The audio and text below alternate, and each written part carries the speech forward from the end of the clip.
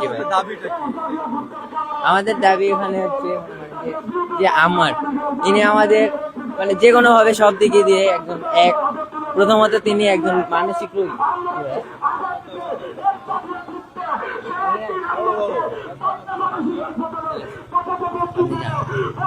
নিষেধ করছে আমাকে দাবিটা কি? আপনি তো এখানে রাজশাহী বিশ্ববিদ্যালয় স্কুলে পড়ি। আপনার দাবি কি? রাজশাহী এটাই আপনার দাবিটা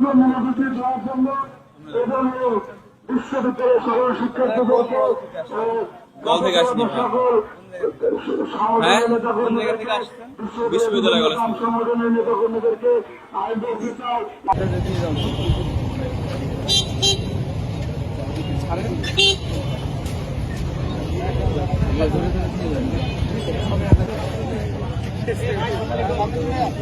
দাবিটা কি?